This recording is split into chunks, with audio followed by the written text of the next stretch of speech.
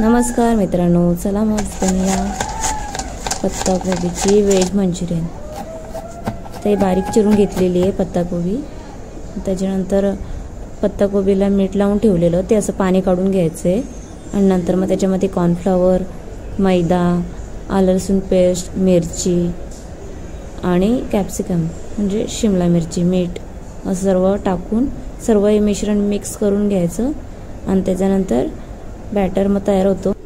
आता कढईमध्ये गरम करत तेल ठेवलेलं, त्याच्यामध्ये छोटे छोटे बॉल सारखे असे गोळे करून सर्व मी टाकून घेतले आणि आता छान ते ऑरेंज कलर येईपर्यंत असे क्रिस्पी होतील आणि नंतर मग काढून घ्यायचे ते क्रिस्पी होईपर्यंत। हे बघा आता छान कलर आलाय ना, आता आपण काढणार आहोत।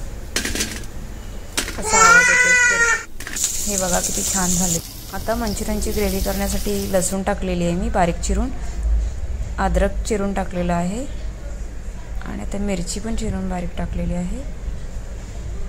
त्याच्यानंतर असं फ्राय करून घेऊन उभा चिरलेला कांदा टाकलेला आहे, शिमला मिरची पण अशी उभी चिरून टाकलेली आहे, ते पण फ्राय करून घेतली। त्याच्यानंतर टॅमॅटो सॉस टाकले 2 चम्मच अंदाजाने, परत सोया सॉस टाकलेला आहे, रेड चिली सॉस टाकायचे 2 चम्मच, विनेगर टाकायचे, रेड चिली पावडर पण टाकलेली आहे 2 चम्मच, विनेगर टाकले 1 चम्मच आणि कॉर्नफ्लॉवर आहे त्याची अशी थोडी पेस्ट पाणी टाकून करून घ्यायची आणि थोडंसं जाडसर पाणी टाकले की वाफ आणून द्यायचं आणि असं ग्रेव्हीसारखं झालं का त्यात आपली क्रिस्पी झालेले मंचुरियन फ्राय केलेले आपण टाकून घ्यायचे आणि असं हलवून घेऊन थोडं 5 मिनिटं झाकण ठेवून घ्यायचं, म्हणजे ते ग्रेव्ही आतमध्ये शोषून घेते। झाले।